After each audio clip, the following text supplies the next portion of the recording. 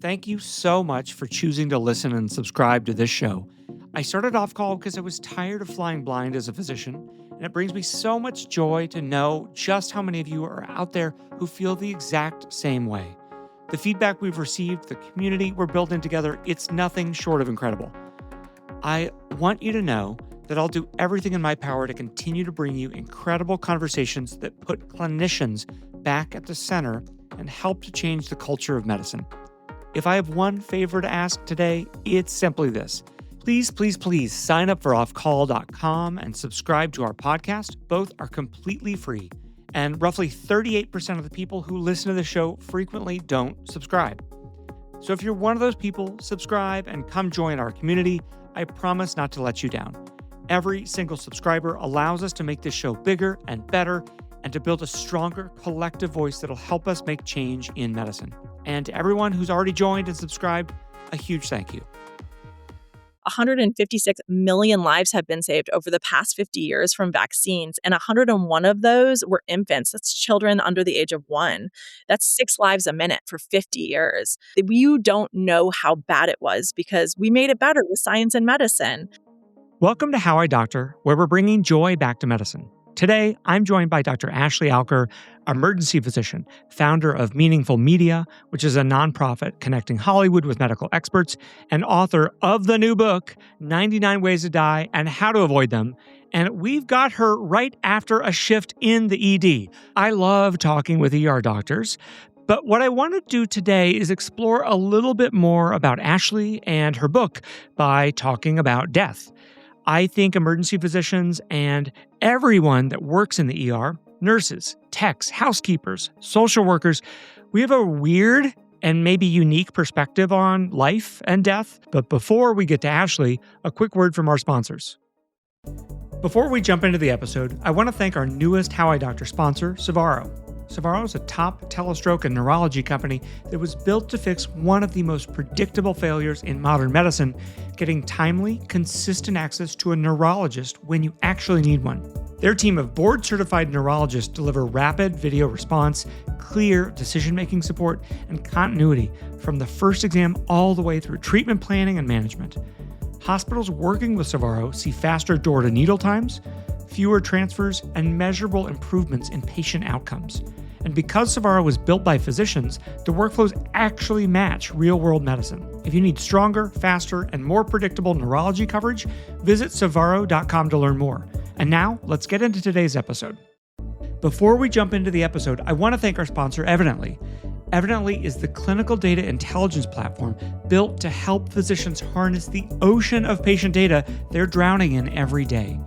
From chart summarization to AI-assisted note drafting and denial appeal support, Evidently makes sure the right data shows up at the right time. Physicians using Evidently report spending less time hunting through charts and more time focusing on patient care. That's why they've become a trusted partner to health systems looking to improve documentation, quality, and revenue sustainability. The company is led by providers and AI researchers that are dedicated to reducing documentation burden and helping clinicians practice at the top of their license. If you want to see what Evidently can do for your hospital or your practice, reach out today at www.evidently.com. Now, let's get into today's episode. Dr. Ashely Alker, welcome to How I Doctor. Thank you so much for having me. I'm excited to be here. Ashely, your book is called 99 Ways to Die and How to Avoid Them. Most people spend their entire lives trying not to think about death. I do. I fail at that. I think about death all the time. I'm curious, how do you think about death personally? And then maybe did that change as an author while researching your book? So I think how I think of death personally is probably less related to my career in medicine and more related to my personal life. So I, confronted death from a young age. I lost members of my family young and prematurely, and I was in my 20s when I lost my mom. Yeah. So there was a lot of loss in my family, and I think that probably shaped how I thought of death because it was something that was a reality early in my life. but also served as kind of an inspiration of sorts because she was why I went into medicine, at least in part initially. So my family comes from, a background of, I talk about this in the book, but I have a family of business professionals and one circus performer. And so no one is in any type of science or medicine. There was no biologists, there were no, nurses, EMTs, nothing like that. And my mom, when she was born, when I was born, right afterwards, she had lymphoma. And so she was told she had 6 months to live and kind of got this Hail Mary mediastinal radiation, which we don't do anymore because it's very caustic. And during that radiation treatment, she was able to survive the lymphoma, but it just left her riddled with side effects. So we were just kind of lost in this sea of information as non-medical people. And so that was something that was kind of an impetus for me to become a medical translator for my family, especially because we had so many health issues and we were dealing with people dying and we didn't understand why. So it's definitely been a process. So death, for my personal viewpoint, has just become something that's a reality. It's not something that I've been able to ignore the same way a lot of other people my age have, or at least leading up to my age. Yeah, that it's not imaginary. It No. was real for you. And I think that that is something that has made it more of a reality, but also makes life more special, right? It's like something that I want to make sure that I talk about with my family, which is so important. As seen in the emergency department, you have all these people that come in and they're in this like end of care life situation and they haven't talked about whether they want to have resuscitation, whether they want to have, and like what they want their end of life care to look like. And that's something that's really important. I mean, besides my maternal grandmother who died of ALS when I was maybe 12, I don't think, had I not gone into medicine and had I not gone into emergency medicine specifically, I don't think I would have seen death. Obviously, I mean, most people in their 20s maybe have experienced one death or been to Yeah. one or two funerals, Yeah. I think. But, I've, I don't know how many people I've seen die or dying, but it's, you and I are probably 5 standard deviations away from, Least. at Yeah. least, yeah, than the population. And I think obviously it's different when it's personal in some respects, like when Yeah. it's your family or somebody but we have those connections to our patients too. I don't know, what it's like for other doctors, but I assume it's the same. I carry a lot of this stuff with me. People have asked Yeah. me like, what's your greatest save and what's the greatest thing you've done in the emergency department? And the weird thing is that I don't remember those as vividly as I remember the people that I lost. Like those people stay with me forever. Um, and I think that that's some of what comes out in the book, right? Is that a lot of the things that I write about are the things that it's like the things I couldn't do something about, but then maybe science can. And so this is the lesson and this is how we learn. And these are 99 things we don't have to die from. So let's not. And you do such a good job in the book of making what sounds like a very dark title, like entertaining and interesting and Thank you. even fun. Like that, you're able to approach 99 topics and make them also unique and not just like fact, and you can die from it. Like I could see that rhythm being hard to maintain, but you do it really effortlessly. Thank you. I think that part of it is I've been doing it for a long time. And so this was like my opportunity to do it for a wider audience. But also, it's not just a book about the science, right? There's like culture in there, there's Yeah, history, totally. there's all these parts of the diseases that, people are like, leprosy, that doesn't exist. I'm like, well, there was a leper colony in Hawaii. It's still in 120 countries. And actually, leprosy is a lot of places, but it's just not as contagious as we thought it was because there's this genetic component to it, right? It's so interesting. It's also treatable now. So, people, because they don't deal with these things in their day-to-day lives, they don't really know much about them. Yeah. And that's one of the things that's most important about this is things like vaccine preventable diseases. We don't know the pain that we're not in because we haven't seen or experienced these diseases as a society in a very long time due to vaccines and herd immunity. And these things are coming back. We're seeing encephalitis in measles kids. Like this I is was just gonna say, I just saw a headline yesterday Yep. that it was like, oh, whatever. There's 800 children in I think South Carolina Yep. with measles, Yep. and then the headline was like, oh, one case of encephalitis, and I was like, oh, that's the board's thing. That's subacute sclerosing panencephalitis that somehow still I've memorized, Yes. but that I've never seen before, and I hope Yeah. to never see, but that I worry I need to refresh my memory on. Totally. So, like, measles is one of these things that you can get that initial encephalitis, and then you can get 10 years later the panencephalitis, which I mean, and both can leave you completely debilitated. And we just talk about avoiding death as if that's the only goal here. I mean, Right. being blind or deaf, or having a terribly like dropped IQ due to rubella in a Sure. in a fetus and then an infant, is not the goal either. So we're not just preventing death with these things. And so I wrote this book, and it came out, unfortunately, at a very timely part of our history in America, to remind people of the pain that they're not in, to show them, hey, 156 million lives have been saved over the past 50 years from vaccines, and 101 of those were infants. That's children under the age of 1. That's 6 lives a minute for 50 years. You don't know how bad it was because we made it better with science and medicine. And Totally. there are all these fear mongers that are just not using science and are just using our emotion instead of trusting science and randomized control trials and trusting, actual valid numbers instead of stories. Yep. And stories can be used for the wrong reason. And so I'm trying to use stories for the right reason and trying not to scare people, but to give them valid information in a way that's entertaining to try and reach them, because there's all these people in the middle. I was talking with my producer before we started, and I was describing the book. He said, I'm curious, how is it meant to be read? But I was thinking, you could totally just pick a chapter Yeah. and go anywhere with it, almost like those early 2000s Yeah, chicken noodle Genius soup for the Soul. soul books, You know what's funny is, like, when you write a book, they ask you for comps, and in my head, I was like, I kind of feel like, but it's so not that book, but it's like the idea of it is kind of like that, and I Yeah, did write because it it's like like that. it's like, you can read 5 pages of information on electrocution, and then you're on to the next topic already or something. Totally. So that's kind of why I wrote it in these very short chapters where, like, you honestly could just open the book, and look for what you want to read. Say you're going on a trip to Japan, so you want to read on pufferfish, or you're going on a trip to Australia, so you want to make sure you know all the poisonous animals. It's a choose your own adventure type thing. You don't have to read the whole thing at once. It's more of like a reference guide, but you can, because I tried to write it in a way that it's palatable nonfiction, because I have a hard time with nonfiction. And so that's hopefully what I did here.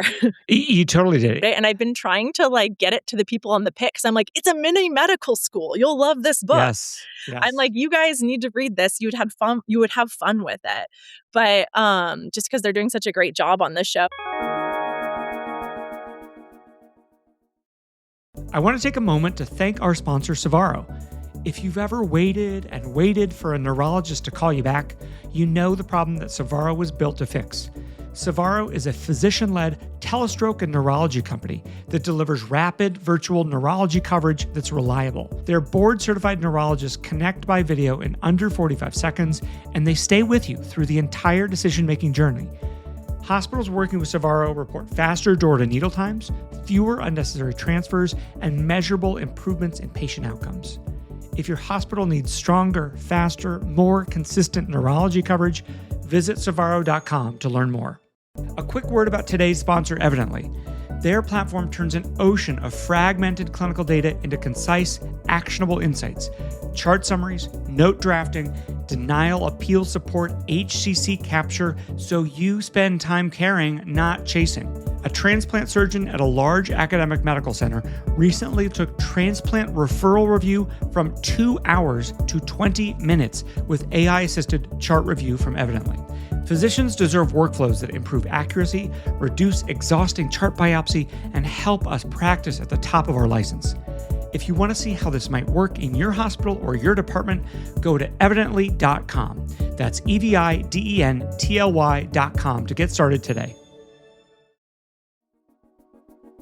Let's talk about the pit. I love it. I talk about it a lot. I gave them some ideas for kind of some of their AI storylines for season 2. What do you like about the pit so much? Okay, so I've done medical technical consulting and screenwriting for like 10, 15 years almost now. I think that the thing we don't realize is that our community is smarter than we think.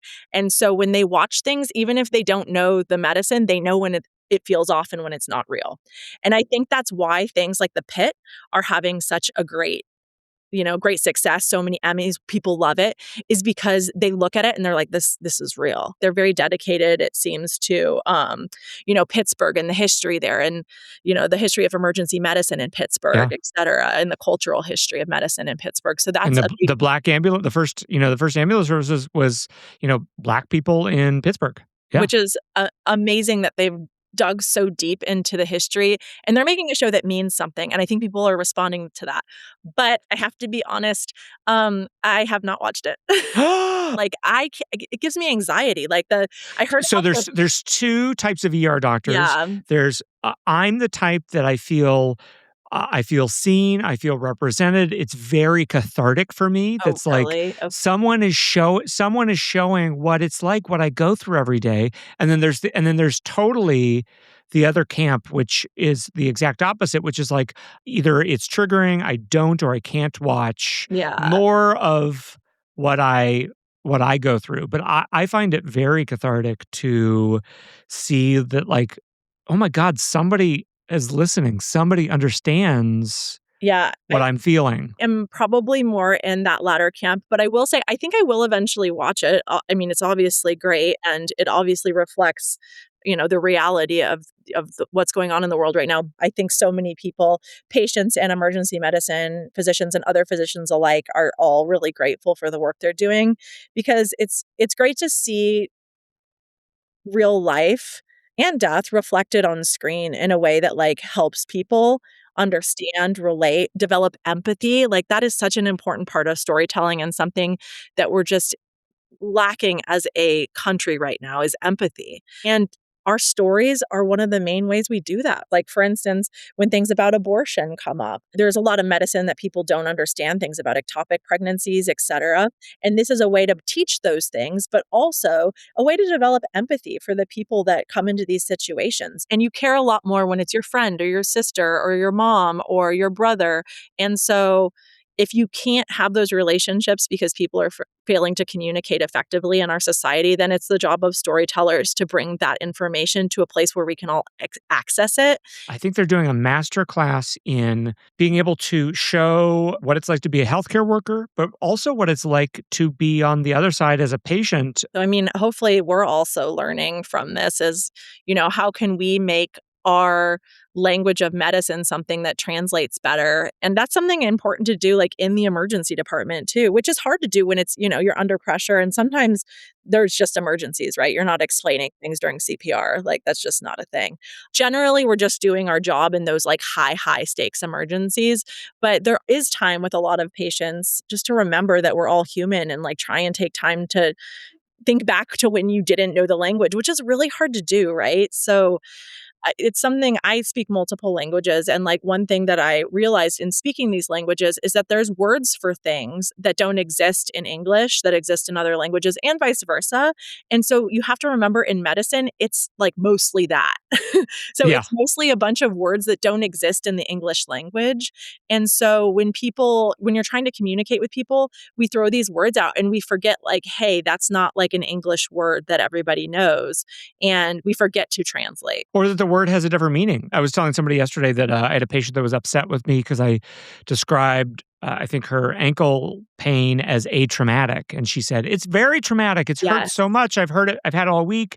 And I, tried to politely explain what that means in a medical context, and that's helping me come up with a list of what could or couldn't be wrong with your ankle. And even our, like, acronyms, right? Like, so SOB and, Oh, like, all these other, SOB. I Yeah. just forget, like, these things have other meanings sometimes. FU is a Yeah. great one. Yeah, Yeah. follow-up.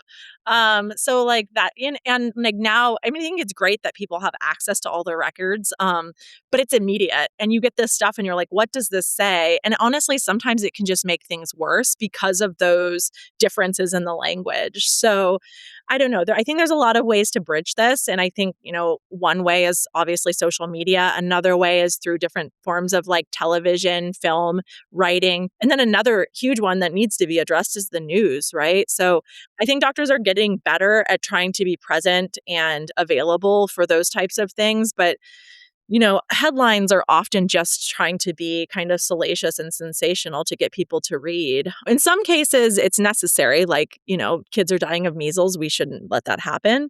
But in other cases, it's just marketing and sales, which is unfortunate because then you lose the trust of society in ways. So I feel like we need to find a way to get back to the science. And part of that is, helping people relate to these things, including things like death and understanding, what end of life care means and those types of things that are harder to talk about. I think you did a really good job in the book of dodging and weaving and getting the right amount of it's almost like you're sneaking vegetables into your kid's food or something like It's that broccoli and macaroni. Yeah. yeah, by making it entertaining and interesting, and you're like, "Oh, damn it, Alker made me learn again." I think that's a really effective way. Dr. Glockenflecken has been doing that a bit with like New England Journal of Medicine studies, like trying to find ways to spoon feed and trick people into learning information by making it entertaining. And like learning doesn't have to be boring. I think that's somebody who's really done it correctly, right? Yeah, I He's agree. Yeah. created a platform on creating truth and education around not just medicine, but like our structure of our system, including like healthcare and, the things that he's been through are wild. So he obviously has a really great insight into life. And I think that that's what death sometimes does for us, right? It makes life more precious and kind of puts things into perspective because it's so easy to be annoyed that we all have to do our taxes right now. But like you forget how lucky you are to be healthy today too. That's one of my theories that I'm curious if you agree with. I feel like I try to, as an ER doctor, I try to like have a little bit more zest for life, and try to enjoy it, maybe take it not as seriously, because we have all seen terrible stories of stuff that is unfair, that shouldn't have, that just the universe is cold and uncaring. Yeah. And we've seen people's lives go change in a heartbeat in a way that most people in the world just they don't see these things that happen to human beings. And I hate to spoil the ending, but we do all die. So I think So that, wait, what? yeah, Breaking news. I know. I know. Point being is that, the end of the book and the end of everything is always going to be death. Even all these people in their quest for immortality, they talk about all these longevity drugs and we should all try and live as long as healthy as we can. I think that's natural to want to do. But I don't, and I've talked about this before, but I don't think there's a lot of people with pediatric cancer who are on a quest for immortality. I think they're just enjoying the time that they have. And I think that maybe that perspective is more important than the perspective of let's find ways to live forever. I always try to remind myself that we are on a rock hurtling through Yes. outer space. And like you said, hey, did you guys realize we all die at the end of this whole thing? So we might as well my whole take is like, we might as well enjoy it. We might as well try to have a laugh and have fun and try to help other people out while we're here, because the story has been written for all of us, fundamentally. And I'm starting to realize that these skills are not transferable. Like we have to be emergency medicine doctors because it's like the only thing we know how to do now. I'm like, I can't do anything else. Come on, you're great at gaining trust, working with under pressure, with uncertainty. We got a lot of skills. Yeah, that's true. We do have skills. I just have to, convince people outside of medicine, I feel like. Well, Ashley, you've managed to do more with your medical career. You've consulted with Hollywood. You've done TED Talks. Do you think this has made you a better doctor, made you less burned out to have another place to take your energy? I don't know if it's just emergency medicine. I've seen it in other specialties too, but I feel like we can't have one job. I don't know what our problem is, but it almost seems like we have to work other jobs in order to. Yeah, where do you think that comes from? I have no idea. I mean, but I maybe our think you're correct. ADHD, I'm not sure. It could be that. Also, I think that we go into it because we like being we have multiple skill sets, at least with inside medicine. And I think we try to end up expanding that outside of medicine as a way to combat burnout. And then also, sometimes you just need a day where you're not fighting off death and still engaged in communicating and in the world. So I think, a lot of people I know work in a lot of different fellowship specialties. Some people do jail medicine. Some people do admin stuff. So I feel like that's super important in medicine, but in our specialty, it becomes like especially critical because the longevity of our specialty is not great. Also, we die really early, which I don't like those statistics. No, yeah, the data is pretty compelling that emergency physicians on average die younger. I've always attributed that to the lifestyle stuff, the switching from days to swings to overnight shift work. And then I don't know, I don't make the best food choices on night shifts or a stressful day shift. If a donut shows up, a donut might get eaten by me. Been there for sure. I mean, it's just hard after a CPR if a box of Krispy Kremes show up, you're like, Oh, I need a donut. Ashley, do you think writing the book, the process of writing it, do you think that made you a better doctor? I think so, because in the same way that when we write our notes about patients, we reflect and sometimes catch things that we wouldn't have. I think Oh a yeah. lot of that Uh-huh. happens when in writing about medicine. Maybe not so much, oops, I need to replace that person's potassium, but more along the lines of, I think I could have been more empathetic in this situation, or I think I could have, you know, maybe explain this better to the patient, those types of things, kind of more big picture ideas. And then, of course, I mean, I didn't know all this off the top of my head. I mean, don't but I Yeah, yeah. researched a lot of this stuff. I mean, it was stuff that I had learned before for the most part, right? So Sure. there are things. It's not like there was anything in this book I hadn't heard of, but it was more, some of these intricacies you forget, right? You forget. That certain diseases can end up causing, like, rubella. I remembered, oh, it's a torch infection, but I didn't know that it was responsible for like most of the blindness and Europe at a time, so those types, like the historical things were all new, etc. So I think it just perspective shifting. Well, and you just saying torch infection, I don't think I've thought of the word torch infection in a very long time either. It's bringing back Oh yeah.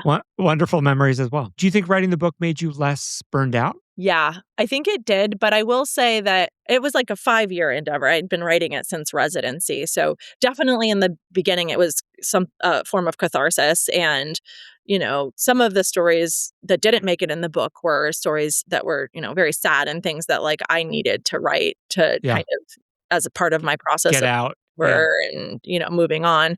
So I think other than just catharsis, it's just kind of it's something that I always wanted to do, and it's just another way for me to relate to my patients and talk to the people that I really want to talk to. That was one of the things that was hard in medicine when I moved from public health and decided to be a doctor is you lose like the vastness of your impact, It's all very one-on-one, so it starts to feel a lot smaller, especially when the world's problems are so much bigger, and prevention is such an important part of that, and we don't get to be part of prevention sometimes. I feel that duality as well, where I love being able to help people one on one, but then I also feel this other draw toward larger ability to impact change and help people as well. I remember I had a patient in residency. I like remember, isn't it crazy? I remember the room I was in when I had No, I have the same thing. yeah. It's the worst. I know exactly where I was. I was just suturing him up. I think he had fallen and, he had like a big gash on his forearm or maybe it was his hand because I was looking at his hand and he